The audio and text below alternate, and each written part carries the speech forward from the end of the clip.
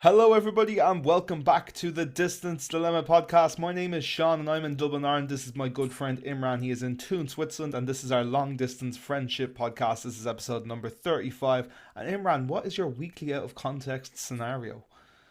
So my weekly out of context scenario is Disney princesses. Disney princesses. Okay, were you like watching a film of some sorts? No, Was this maybe something that came from your birthday? Like someone sent you something and it no, arrived late? no. That's like what you got, like the present you got me last year. Shaw got me a card and it was like "Happy Birthday, Princess." Uh, No, it's not. No, no, no, it's not that. okay. Is it something to do with work? No, no. I'll give you one more Okay. guess. Okay. Can I have a clue? Um, College. College. Fuck. Um, Disney princesses and college. Where's the link for that? Were you like out? Is this something that's to do maybe like with an advertising board that you saw out and about? No, no, no, no, no, No. no. Okay, okay. Okay. Right now. You were getting around the area. I can see how you were trying to divide it down. No, so this week in college, they posted up like a presentation and then your resource videos, your resource material, and a lot of it was like, not gonna lie, was really boring, really like definitions and examples how you would put into practice, really like strategic way of studying. And I was like, I was like, I was watching the class and I was getting involved and stuff, and I was like, oh, this is a bit dire. But then after they had like resource material, and what they use is they use Disney princesses as a way for them to show leadership skills. So like they had like Mulan, who was going against like her father and trying to like be one for herself and representing how strong women could be in the workplace. And then they had another one where it was like Snow White was great at like diversing with others like in a content team. But like it was cool because they brought like it was something different compared to like in the box thinking when you were in college. Like you ever sometimes sit in a class in a presentation and it's like, ah, lads, this is just like the most boring shit ever. It's like, Mm, protocols and procedure readings that I find that like that part of college, which is important, like you need to know it, but it's just like, oh lads, like it's like there got to be some way you can make this more interesting. So mm. that's my out of context scenario for this week. What is Okay. yours? Okay, so on Saturday morning, I was woken up abruptly to a text, and within an hour, I was in the middle of a field in Kildare. Okay, so okay, so I'm guessing Xena ran away, somehow got out of the house, and you had to go down to Kildare, and she was ended up on a field somehow. No, Okay. that would be you. That would be some trek for Xena to get from Yeah, Ballyfermot to Kildare. that's a bit of a hike. Okay, some family member rung you and said, I need a hand, and they asked you to come down to Kildare to either pick something up or like give them a hand with something. You're no, so you're not wrong. You're wrong about the family thing, but I did have to go down to collect something urgently. Okay, so give me a clue. Okay, so I know that you've gone down to collect something urgently. Maybe it was with a friend. So maybe you ordered something and like it didn't come to the house. Okay, give me a clue. Give me a clue. Okay, so it's relating to the new car.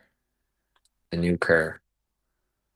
Right. So my last guess is there's a part in the car that you needed, either like a spare wheel or a spare part that you needed, and they couldn't drop it up to the house. So you had to go down to some fella's warehouse or farmyard to pick up this like wheel or something in the Yeah, car. okay, I'll give you that. I'll give you that. Okay, come I'm on. gonna One give you that nil. one. One Okay, nil. yeah, I'll give you that. So the reason, so on Monday I was playing football with Monum, Okay. and Monum had been saying to me that there's this scrapyard in Kildare that has. I basically when I bought the Qashqai, the only thing it didn't come with was a spare wheel. And he said, Right. "Grant, we'll go down. We'll go down to this place." And on Monday, I was playing football with him. We were just waffling on the way back, and he said, "Oh, do you want to go down this Saturday? I need to go get something for my car." Yeah, Grant, no problem. And I said to him, and he said, "I'm not 100% sure if I'm off on Saturday yet. I'll let you know." I didn't hear from him. Saturday morning, I wake up to a text. Sean, you ready? we're going. All right. So Okay. I Yeah. just Yeah. had to like get up and have a shower and like get two eggs into me ASAP pronto and then dart down to Enfield. And this place was closing at like half 12 1. And like like I was like belting at the door and I think we left Ballyferma at like 11 or something like that.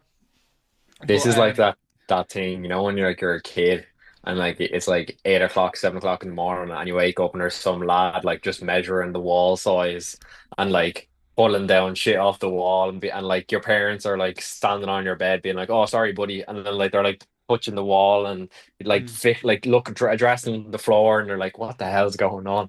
yeah. This is have you ever been to a scrapyard? Yeah, once with Dari also to get a spare wheel. Same thing. I think it could have been the same place we went to, actually. Was it like a lot of farms back to back and like just thousands of cars? Yeah, like this thing was Yeah, like in the middle of nowhere. Like yeah. it was, I think we went to the same place, yeah. yeah, the one in Kilcock. Yeah, Kilcock, yeah, yeah, yeah. It's the Yeah, same it's a place, yeah, yeah, yeah. same one. Like it's a bit sad, isn't it? And the Like looking roads at are all, really narrow up to it, isn't it? Like yeah, really yeah, narrow. Yeah, yeah, yeah.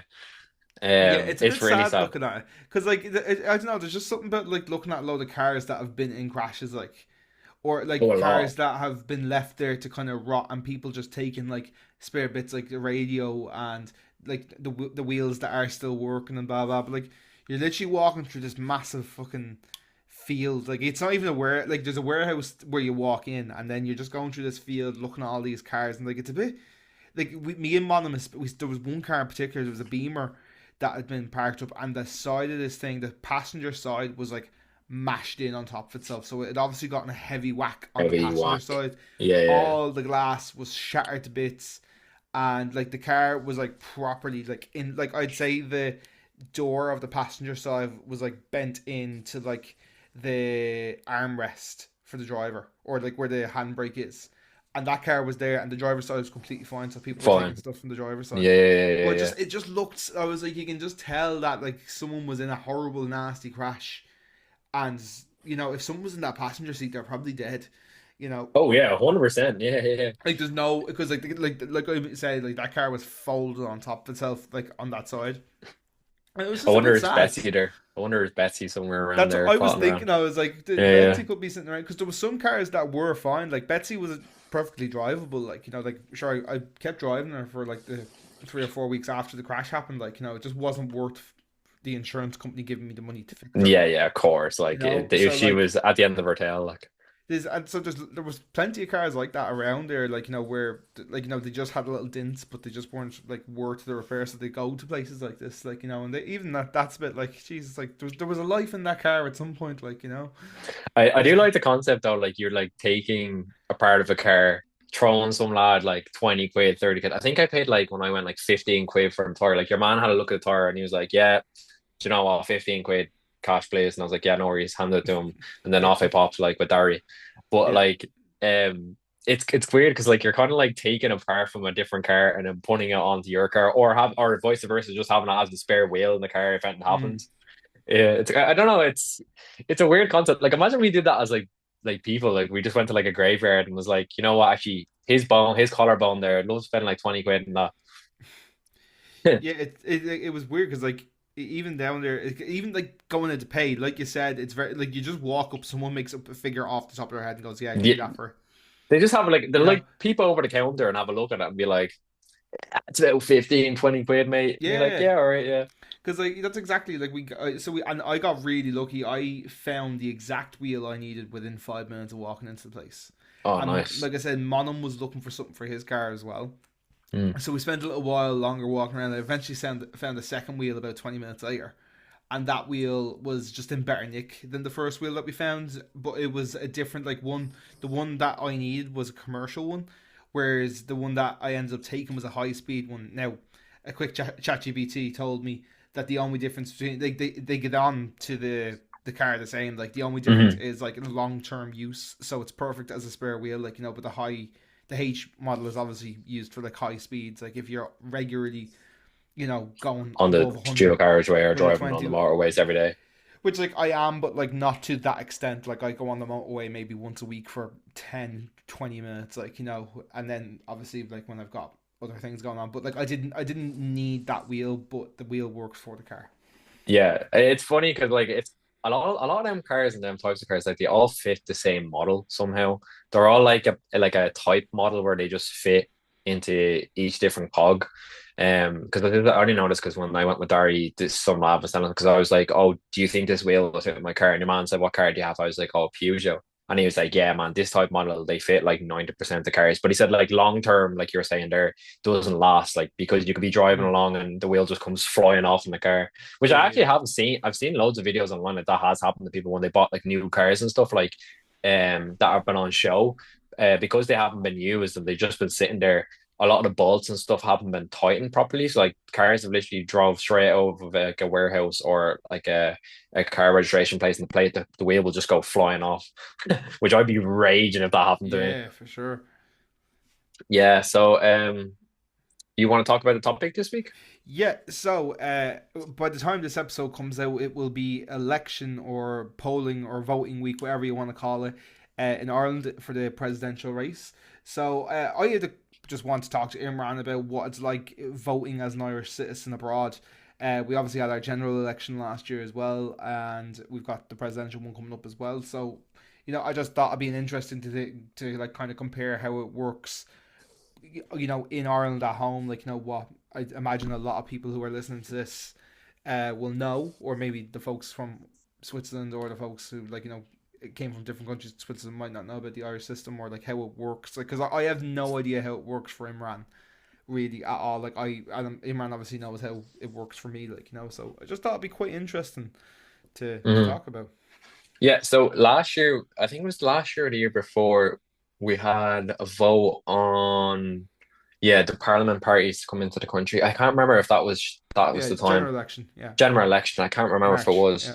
Yeah, March. Yeah. So I actually didn't get a chance to vote then. I was just too busy. I didn't really look into it much. So obviously, I kind of wanted to vote this time around because I had a bit more time to, look into it a bit more. So I found out that if you're not a resident within Ireland within the last 6 months, you are not allowed to vote abroad. So you have to be living in Ireland. Also, a lot of people don't even notice as well. You actually have to sign up to vote because my mom had the same thing earlier in the year when she tried to go down and vote, but she hadn't signed up within the time period that you need to. So although you're living as a resident there, you actually still can't vote because you don't have a polling ballot. So that's obviously good to know as well. The only way you can vote living abroad, and this is where I found this was interesting, is unless you're a diplomat or a military member away for work or something to do with government policies, like I don't know if they're meeting in the UN or if you're living there or if you're working in a different country to do with government policies or procedures. That's the only way you can vote from abroad. And then also if you're a graduate eligible for the Shannon University panel. So this is like people that maybe have, again, like I was saying, maybe they're working within the UN on a visa or working there to get experience to come back and then work within the Shannon as a panel in university. So I actually cannot vote for while I'm actually abroad, which is kind of sad because I would have liked to vote this time around and for the foreseeable. But I do understand that as a resident, you probably should be living in the country for you to be able to vote for them. I am able to vote in Switzerland for policies and procedures and any things that comes up here, but it's only to a certain extent. Like I can't vote on stuff that will be like I can't vote for the president here.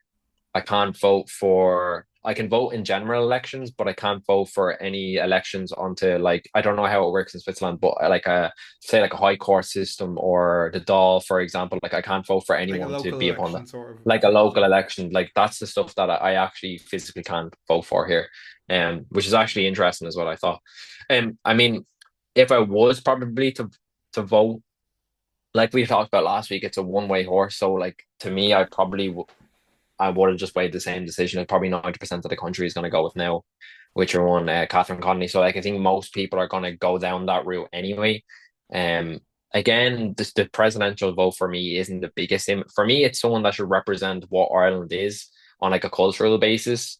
And she seems to tick a lot of boxes. I mean, like again, she's saying all the right things on social media and in the debate that we talked about, me and Sean talked about last week. So look, we'll soon see with the voting system in the next few weeks and when it does come. What about you? What's your plan for the voting? And did you know that I couldn't vote from abroad? And I thought you could, because as yeah. far as I know a couple of like from when I used to work in retail. There Mm, was some Brazilians that I used to work with, and they could vote in Brazilian any kind of voting matter. They just had to go to the local embassy, like not like the Brazilian embassy, like that was nearest to them, like So mm, I thought it may have been a similar thing, or you could cast it. I do think it's kind of crazy that they haven't moved any of the voting system online.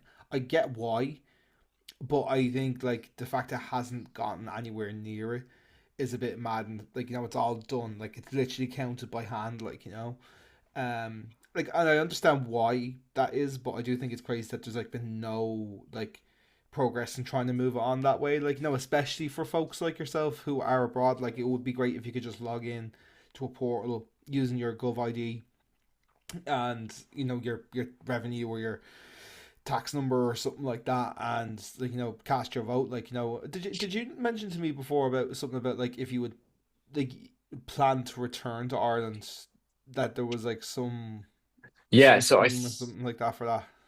that was more in terms of there was meant to be a scheme coming in for people that are living abroad for them attract them to come home, that they would apply for like a housing scheme where you buy your house when you're abroad, pay the rent, and then Right. when you come Okay. back.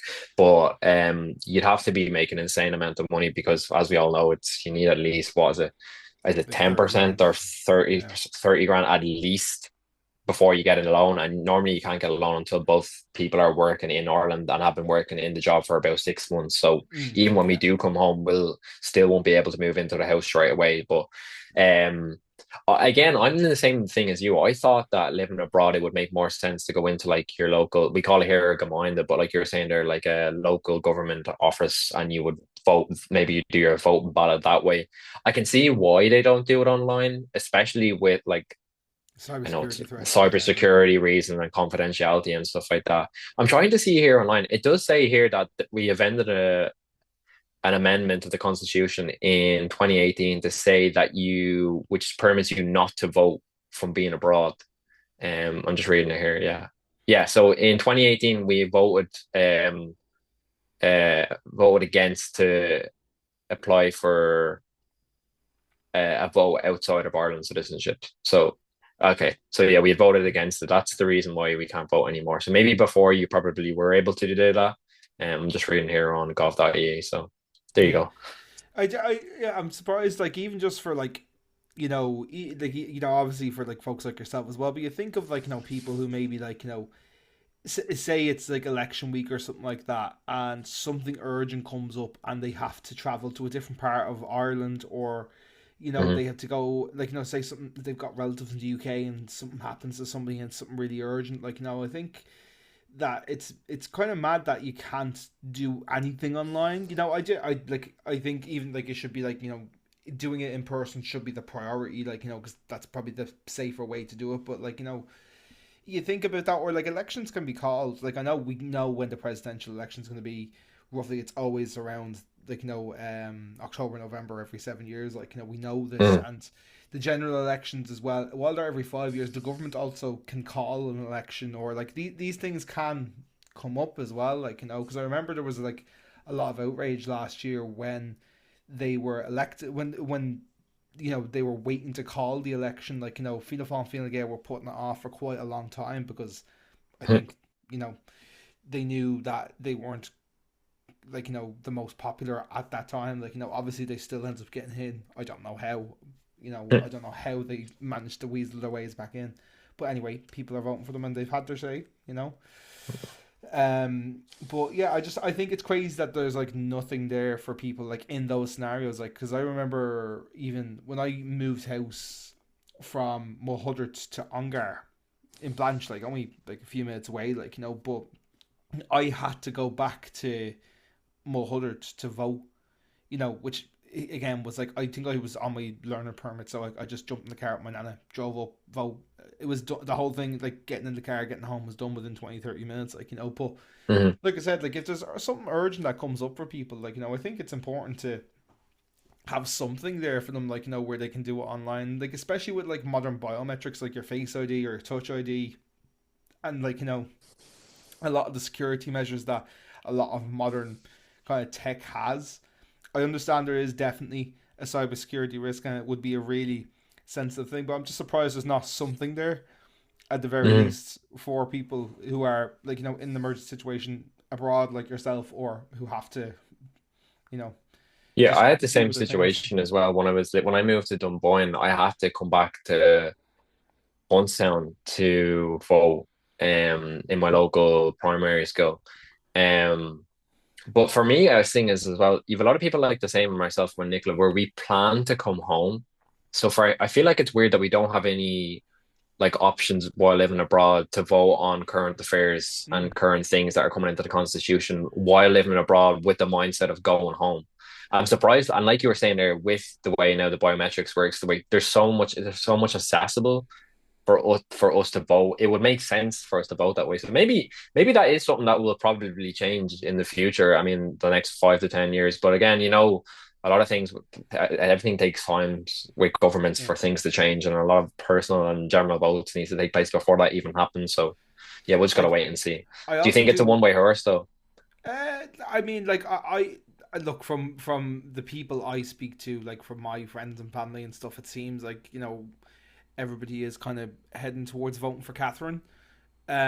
But like I've been surprised that since Jim Gavin has dropped out of the race, that there's been some kind of strong numbers for Heather Humphreys. Now, there's nothing that Heather has said that like has given me any kind of like like any optimism that she should be the next president. Like but she also hasn't. I think that Catherine has just ran a much stronger campaign. She's made herself more vocal. She's been a lot more active on socials and appealing to her target demographic. Where Heather is kind of appealing to that Fine Gael, Fianna Fáil voter, like people who are wealthier landlords or business owners and stuff like that. Like she's appealing to those voters, which has worked for Fianna Fáil and Fine Gael in the past. But I don't know. I think I for me there's like I'm not debating in my mind at all who I'm going to vote for. And I'm Hmm. also I should probably say this, the two of us are not political correspondents and we're not experts on this, and we do highly suggest you do your own research on this Hmm. sort of stuff as well. Don't vote for Catherine because we're voting for Catherine, or I'm voting for Catherine in this case, or whatever. Do your own research. If you feel like Heather's a better fit for you, vote for Heather. I personally am a bit more aligned with Catherine, so I'm going to be probably voting for Catherine. Probably I will be. Hmm. um, but like it's just to go back onto the thing before as well. Like I just another thing that kind of popped into my head there was about like I think it would also encourage more people to vote as well if you could do some sort of online voting as well. Like, because you think of people maybe who aren't as mobile, who could end up in a situation like that, or even like I know people who like you know just say couldn't be arsed voting, Hmm. which Yeah, yeah. boils my blood, which is a real that really wrecks my head. Really irresponsible if you don't vote. To be honest with you, like it's something that I really feel passionate about. Everybody should get out there and vote. But I think that would help in that sense as well. There's two things with that. Like the first one I would say is like it's always that saying in Ireland, like, oh Jesus, it's raining now. I'm not gonna go out and vote. Like the many times I've seen that where like it's torrential rain on voting day and people are like, I can't be arsed going down to vote. So in that sense, I think it would be a great idea where like, oh look, the weather is shite. I'll just vote on the laptop here. I'll pull up the biometrics up, fingerprint or whatever, like eye scan, and then do it that way. And then on the side of like the like no voting, at first I was kind of in agreement with you where like I believe that most people should vote because they have a voice. But then the way things are working in Ireland, where we've had a two constitutional party with Fianna Fáil and Fine Gael, obviously you see now Sinn Féin is kind of getting a bit more popular into the voting systems. I can understand why people don't use their voice because it's the way it works in Ireland. If people don't know, is like it's party-based systems. So if you have a popular party, it's very hard for you to get them out of the doll. And like that's how we've seen in Ireland for like the past. I don't know, 12, 15 years. It's for us growing up anyway, it's always been Fianna Fáil, Fine Gael, and different party members like Labour, Green Party, and Sinn Féin now is getting more popular again. So again, I agree with you in a sense. Like I do think that people should vote and you should use your voice to and like your you know what I mean, like make an opinion on like what country you're living in. Like for us, like for just for example, it's Ireland for us, but for other people it might be different. But it is hard then when you're seeing the same people getting in and saying they're going to do all the changes and they never do. So like again, I understand why people don't vote, but I do agree with Sean in the sense that I do think you should use your voice when you have it because we're so by society told not to speak out and not to do this. So yeah, that's just my opinion on it anyway. No, I'm a big like I remember once there was a guy I worked with and I actually really liked him. He was one of my bosses, like one of the supervisors, and I really liked it, really got along with him. And I just was chatting to him one day, and it was Poland Day, and I was just waffling away to him. I was like, "Oh, did you get a chance to? Did you get to vote?" And he was like, "Oh, I don't vote. Should the government? They don't do anything for us. No, they don't do this. They don't do that." It's like, yeah, okay, I agree with you, but the only way that's going to change is by you using your vote. You Mm. know, like it's something that really it really wrecks my head. Like I'm a big advocate for even if you don't like there was the referendum there a year or two ago about what was the marriage, not the marriage referendum, but it was something about the wording of the constitution in terms of a woman's place in the home or something like that, Mm. and it was voted no. It was none of the bills went through. Um, and like I heard a lot of people go out and say, "Oh well, I don't understand it, so I'm not going out to vote." It's like, right, okay, that's That's very on you though. fine, but you need to put your own research in. Like this is our government. This is how like the country is run. Like even if you don't understand it fully, if you don't understand something, you shouldn't support it. So that means you should just probably vote no in that case. Like Mm. again, do your own research and that sort of thing. But if like common sense, you wouldn't say yes to something in your personal life that you didn't understand, like so you should just probably vote no in that case, but use your voice, like. Yeah, like it's definitely interesting to see how different people perceive governments, especially in Ireland. Like I've heard it all from friends and family and their different opinions and stuff. But again, I can see on some sense why people don't vote because it's like you're blaming. It's like what we talked about with the immigration issue in Ireland as well. It's like you blame the system, you don't blame the people. And I feel like the same thing with the voting. If you're not seeing any change done within 15 to 20 years, it's like your voice doesn't matter anymore. And I'm just trying to be devil's advocate here for people that's Mm. the reason why they don't vote.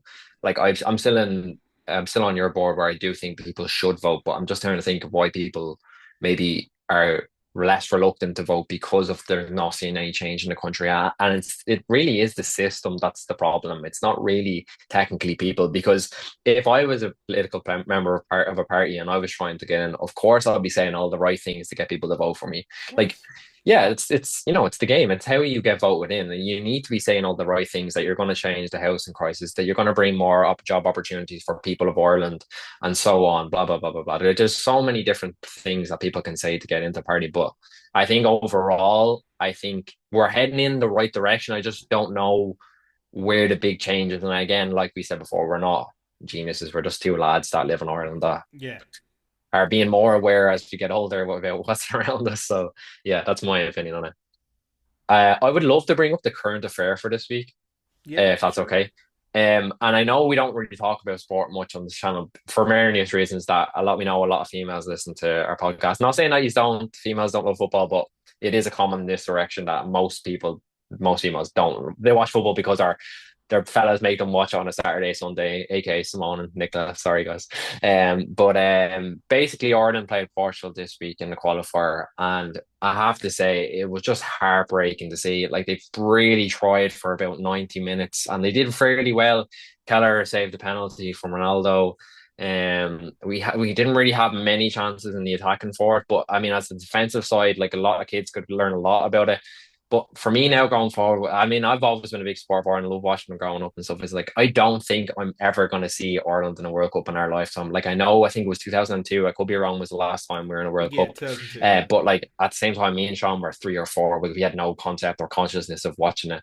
And I remember the one thing I love about like the Irish football team is like the way the country changes when we're in a major tournament, and like I love it. I love the buzz around. People are excited, and you don't even have, for me with World Cup and European tournaments, you don't actually have to enjoy football.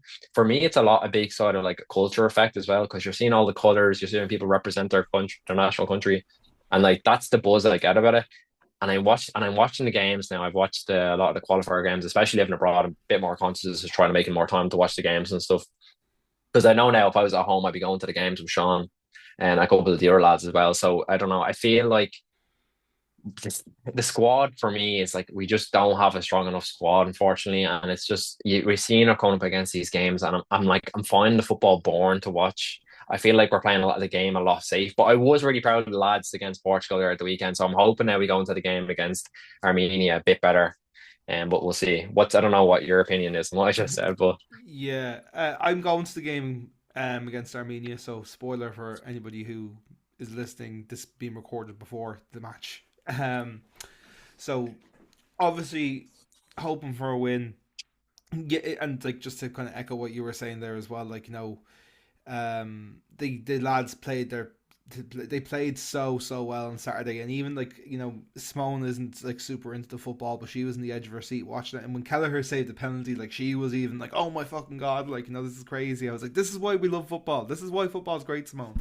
You know, um, but yeah, like on a wider thing, our squad, we've never ever had a fantastic squad. I think the only time we ever had a competitive squad was in the Euros in 2012, and that was a horrible group. Like we got Croatia, Spain, and Italy. Two of those ended up in the final. You know, so that was really really unlucky. And I thought we done quite well in the Euros in 2016 as well.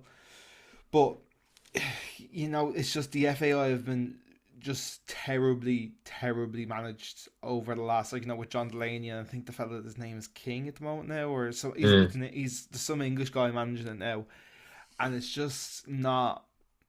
There's no passion in it, and like it's mm, everything from, like I look at it from like a branding and marketing perspective, like even that is really soulless. And like I'm like that's probably me reading way too much into it, but it's even like the choice of sponsorship and the like the type of jerseys being made. Like there's nothing connecting a modern football fan who watches the Premier League or who watches any of the Champions League or anything like that. There's nothing connecting those sort of things to the Irish football team.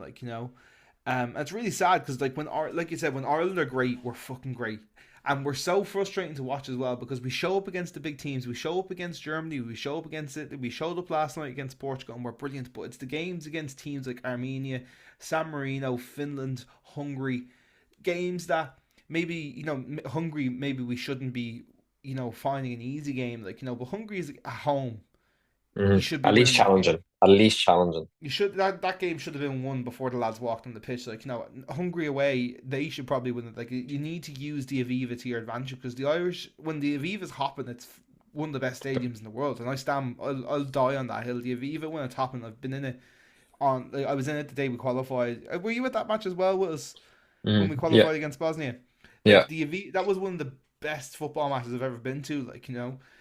And it's just I think and like the fellow who's managing us at the moment. Not that I don't actually know anything about him, which is also part of the problem as well. I think the man for the job for the Irish team. I think there's only one man for it, and I think it's Roy Keane. I think Roy Keane's the only man who could manage a squad like that right now because it's not about tactics. It's about being passionate, about holding strong, and taking your chances when you get them. That needs to be the only tactics for the Irish football team.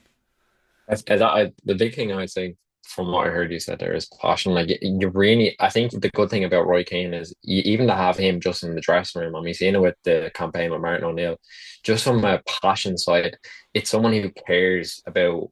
Like you're forgetting, like footballers are getting paid thousands of cash, right? And the thing with international football is like they still getting paid money, but it's not to the extent that they're getting when they're playing for their Premier League side or their Championship side.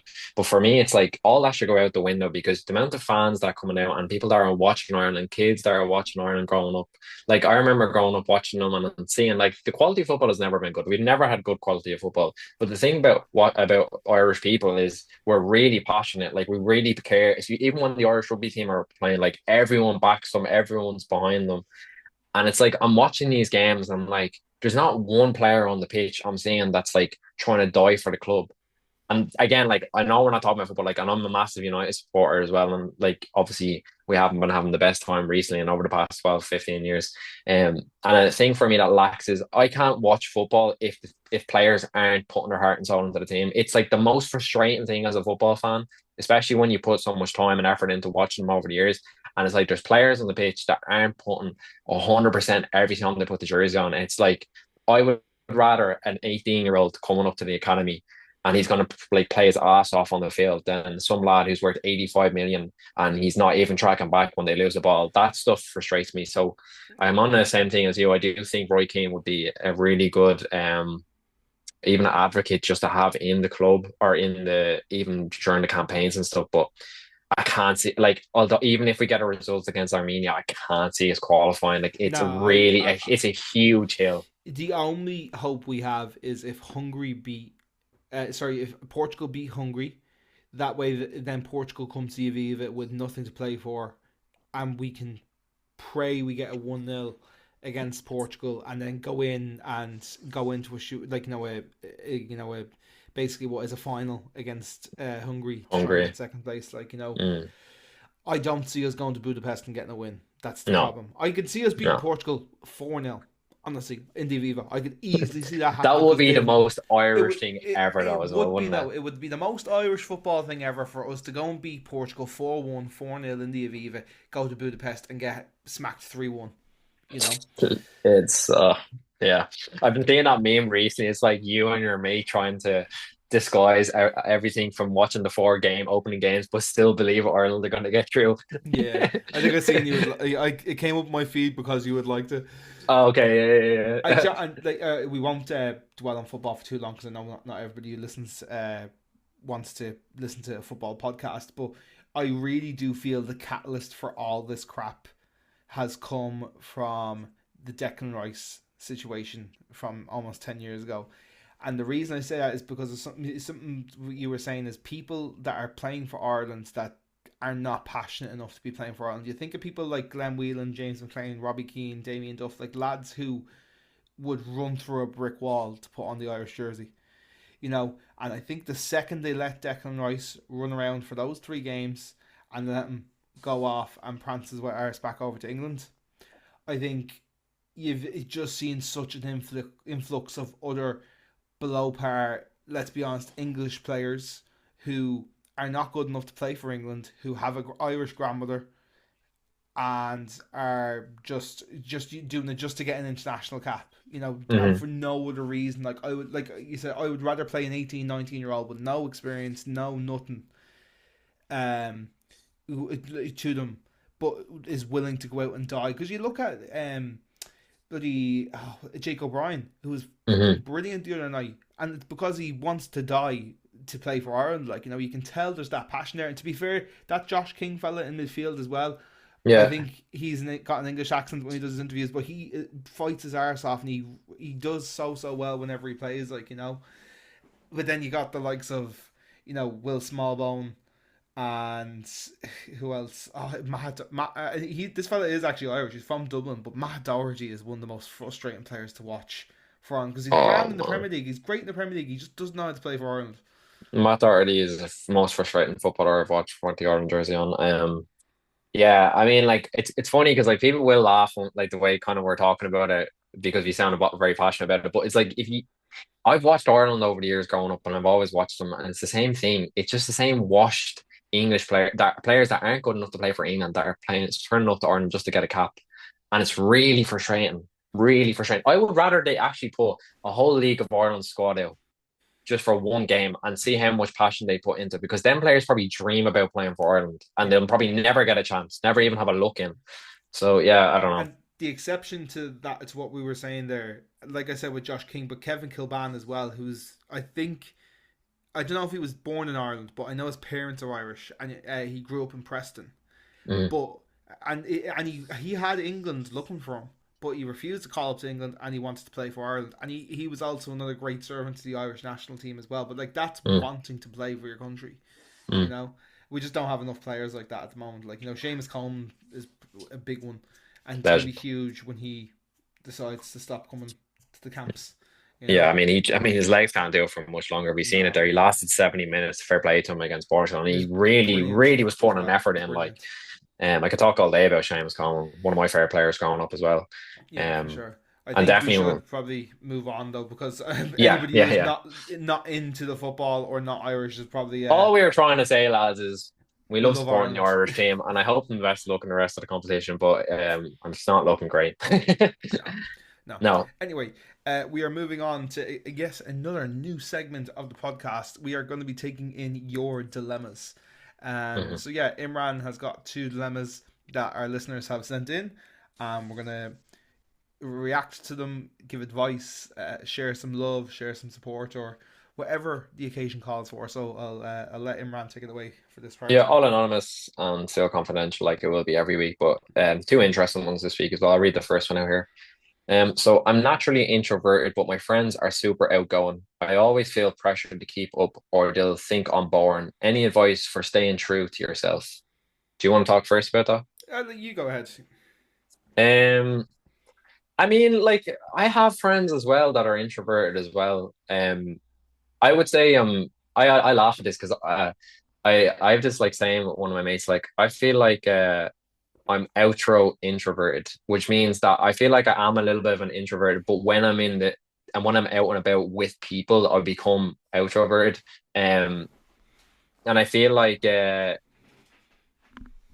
really upon yourself to to bring yourself with groups of friends that you feel that you're not pressurized. I feel like that again, like you said, person said here, I always feel pressure to keep up with them, or they'll think I'm boring. Like you really would need to have a conversation with your friend group to feel like, well, you know what I mean. Like if you're feeling that way, that you're feeling like you're bored because you want to stay in and watch a show, like I mean, like there's no to me, there's nothing wrong with that. Like if you at the end of the day, if you want to keep yourself happy when you're in these situations. So I think it's upon you to feel, you feel comfortable enough to talk to your friends. Um, and you say, because any advice for staying true to yourself?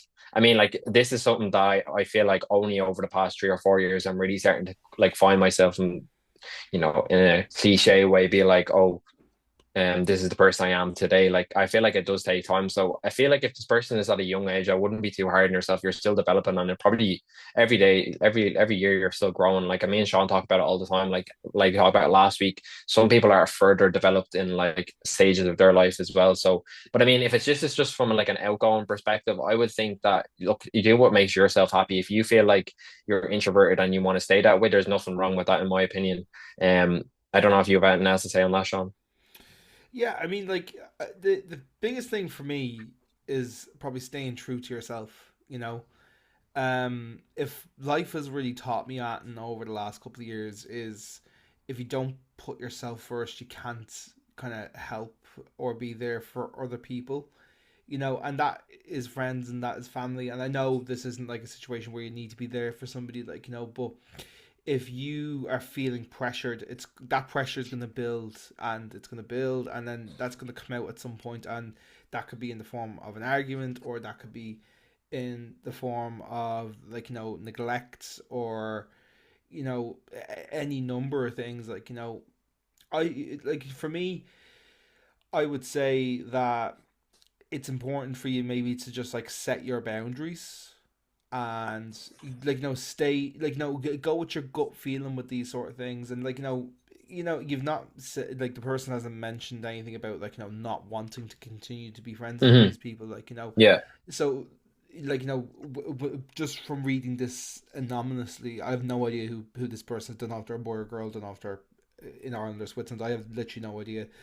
um like if I look at it from like if I think of an extroverted group of people, I'm thinking people who are going out to nightclubs, going out to pubs, going out in public quite a lot, and like Restaurants and stuff. yeah, and like being maybe like I'm not saying like causing any ruckus or anything like that, like but they're maybe a little louder, or they're drinking a little bit more or something like that. And if you feel like you're swaying the other way, like maybe one way to keep those friends is to just change up the activity. Like again, I've Mm, no basis to be like, yeah, you're out drinking every week and you're all alcoholics. That's not what I'm saying at all. But what I'm saying is like try and you know change the scenario in which you're meeting. Like so if they're if that kind of like extrovertness is a bit overwhelming, like try and just change up the activities. Like instead of going out for you know these meals in the evening, or like going out into these things, change it to like a walk in the park in the morning, or a brunch, or coffee or something. coffee, or that sort of thing. Like that's kind of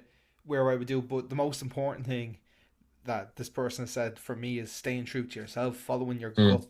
yeah. So do what feels right to you, do what your gut is telling you to do, and put yourself first, and don't make yourself uncomfortable for other people's comfort. I think I actually like that. I think it's more for like an advice thing because I don't think I mentioned that. I was more kind of going socially constructing it there. But for an advice thing, for example, like myself and Sean, like we're very similar, but we also have many different things. Like a lot of my friends and my friend group, they're really in terms of when I meet up with them, it tends to be just like we're going to the pub to watch the football or we're going out into town. But like one thing I always liked about me and Sean's friendship was that we're really big into like film and cinema. So a lot of the time when we were meeting up, we would either be going to the cinema or we'd go to a restaurant to maybe go to a gig. Like we tend to do things that each of us like. And like I wouldn't necessarily when I was living at home like text Sean being like, oh, come to the pub. Like I would text him like, oh look, you're more than welcome to come to the pub and watch the match. And there has been times where me and Sean have gone to watch the match. They don't have a pint or whatever, and Sean have a Coke or whatever. Like we have no problem with that. But like I feel like if you want to make more time for your friends, maybe suggest things that maybe you like to do. And although that might be introverted, that might literally just be sitting in the house watching a film. But again, even as an outgoing introvert, I would say, it is nice like for to do other things that maybe doesn't involve alcohol or doesn't involve being out in loud places and stuff like that. And you actually might have better conversations just being in the house with that person as well. Even just getting a takeaway in the house and stuff like that. Me and Sean used to always do that when I Oh lived at man, home, cup just of get a tea and a takeaway. takeaway, underrated as Yeah, fuck. yeah. That's what I mean. I've had some nice meals with Sean's, and I only when I used to live with my mother. So yeah, that's kind of our voice on that topic anyway. I like that one. And then I have another one here. Another interesting one. I cut off some family members because they did me wrong, but sometimes I feel bad about it because I lived with them before, and I don't want to result ungrateful. What do you think? Do you want to go first? Yeah, sure, I'll take this one. I this is really it's very kind of scenario dependent. I feel like it's easy for us to say, oh, this is what I would do, and this is what I think you should do. But like when it's family, and like there's probably years behind every small decision. It's quite hard to like give general advice. Cutting, I for me, I've had to cut members of my family off at points, and it was a last resort. So I definitely think that like if you've gotten to this point, that should be like your final resort. You've tried making peace with them, making peace with yourself, or but if having that person in your life, or that member of your family in your life, is causing you to be stressed or causing you harm in any way, like I do think at some point people do need, like just because their family doesn't give you the right to treat you like crap, you know or speak to you, or basically bully you in certain ways, like just because they share a last name or they share blood does not give them the right to do that whatsoever. So I do think it's a last result thing, but they also need to, like you say you're feeling bad, that should be something that's also reserved for them as well, because if you've gotten to that point of you know you've thought this through, and you genuinely feel like your life will become a better place, or you'll be in a better space mentally because you want to cut them out of your life. I think then it's on them to reflect and say why. And unfortunately that's something that can kind of also be out of your control because you can't force them to think that way. That's something that kind of has to occur for them naturally. And if you try to force that narrative in their head, they're actually probably going to bounce the opposite way and only see it their way. um but yeah, I've kind of gone around in the circle there for the last minute, but I don't think it's the worst. I totally understand it. Like I said, I've had to do it myself, but just kind of as a last resort option. And I get you don't want to be ungrateful. Again, I was in a very similar situation in that regard. But like I was kind of saying with the last one as well, you need to put yourself first sometimes. You need to just, you can't, like I said, you cannot look after anybody else. And in that situation, it's a family member. Maybe it's a family member who like does need a bit of help in that way, but you have to look after yourself first, like. I do kind of agree with you in terms of it. It is a bit of a situational context the way it's been given to us. I have to agree with Sean in a lot of sense as well. Like it's something that I've definitely experienced, um, and even currently up to my life now where I am, it's something that I've experienced recently as well. And from a perspective of talking to friends, family, and most importantly myself, is you need to put yourself first in these situations.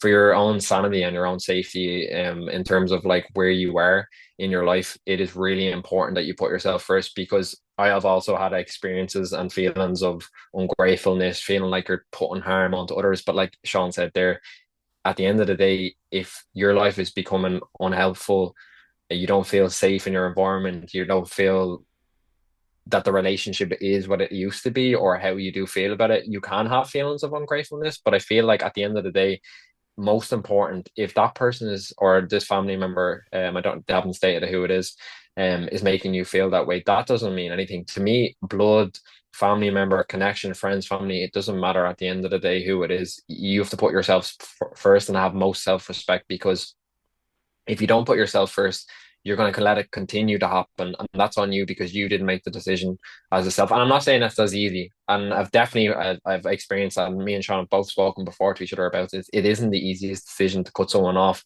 from your life. Um, so I do think whoever is experiencing this situation, do maybe take a step back and just think about what's important to you. Are you looking after yourself first? Do you feel safe? Most importantly, with yourself. And yeah, that's what I think. I think maybe just think about what your relationship is with this person, and is it worth it? You know what I mean? Is it worth keeping this person in your life? If it's putting damage to your own self-harm. So I do think that is something to take into place. I don't know if you have anything else to say on the topic. No, I kind of agreeing with everything you're saying. Like, Mm, I just to kind of stress the importance of just because they're family doesn't mean that doesn't give them the right to make you feel like shit. no. And you have to stand up for yourself. Yeah. It's really like we both, me and Imran both know it is really hard to do, Hmm. and there's a lot of second guessing yourself and a lot of, and especially sometimes like when you explain the scenario in black and white, it can make you seem ungrateful or it can make you seem like the bad person, but it's not.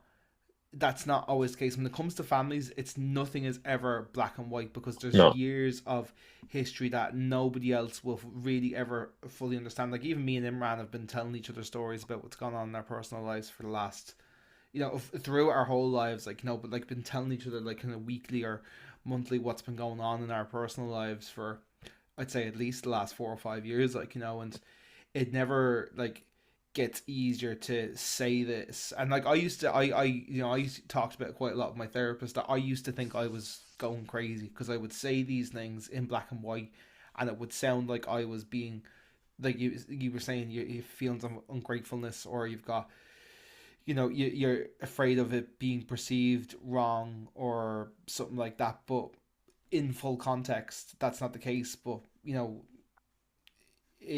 with life kind of passing by so quickly, like when you say something black and white, it can sound wrong. But Hmm. yeah, what's more important is the truth and your whole truth, and doing what's right for you. So as we've said, if and I also want to stress, I do think it should be a last resort option. But if you are at that point, if it's something you're considering, you're probably close to that. Hmm. Definitely. I definitely agree with you in that sense as well. Like, do you take time just to understand the situation, and most importantly, understand what it's doing to you first.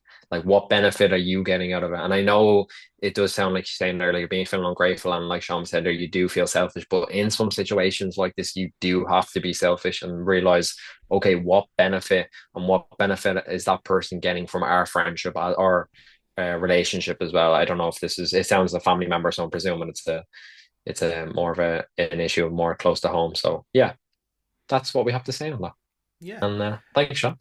yeah, That was thank nice. you. So yeah, I hope that brought some sort of optimism. I know it's a very deep topic, you know, Mhm. not half as deep as our passionate rant about the Irish football team, you know. But We were putting heart and soul to the Irish football talk, you know. yeah, I do hope that provided some comfort at the very least, or maybe some, you know, I hope Definitely some made, relatability, I'd say. yeah, or Mm. helped you feel heard in some way. Mhm. And yeah, if anybody else would like to send in their distance dilemmas or their life dilemmas or their work dilemmas or their dog dilemmas, I'm always happy to see photos of dogs. We love You dogs. can send them in to us on our Instagram page. You can find us on Instagram, the Distance Dilemma Podcast, or you can email us your dilemmas also. You can make yourself a burner email if you want and send it in. We will always read them out anonymously. I have no idea. These two that came in, I have absolutely no idea who they are. It's Better do it. yeah, like I Even have on the not one got that a clue. received them. So send them to Imran because Imran's not Yeah, going to yeah. remember. Yeah, I'm basically like Dory. My short-term memory loss is like who? But yeah, thanks Yeah, so much for people that sent them in. We do appreciate them, and I really enjoying this kind of segment on the podcast recently. So thanks. yeah. But yeah, like I said, if anybody wants to send them in, you can send them. Even if you want to send a voice note as well, you can also send that into the distance dilemma. Or like I said, if you want to send us an email, you can make a burner email just to send us an email and then never use the email again. It's the distance dilemma pod at gmail.com. And like I said, you can also DM us on Instagram. And I think that is where we are going to leave it for the week, my friend Imran. Is there anything else you'd like to say to the folks before we sign off? Come on, Ireland. Come on, Ireland. Come on, you boys in green. Let's go. Let's Ireland go. 1, Armenia 3. Okay. Thank you very much, everybody, for listening into the Distance Dilemma podcast. My name is Sean. I'm in Dublin, Ireland. This has been Imran. He's in Toon, Switzerland. This was our Long Distance Friendship podcast, episode number 35. And we will see you again next week at 6 a.m. Irish time, 7 a.m. Central European time, every single Monday. Thank you and good night. Peace.